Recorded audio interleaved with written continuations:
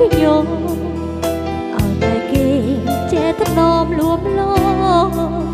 ខ្ញុំចង់បានមកជាគ្នាបើមានចិត្តល្អ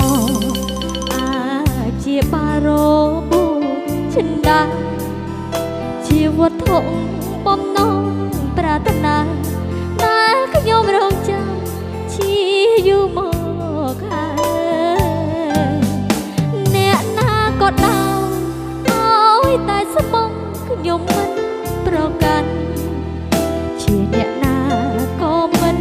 សំខាន់តែសំខាន់គឺចិត្តភក្តីរូប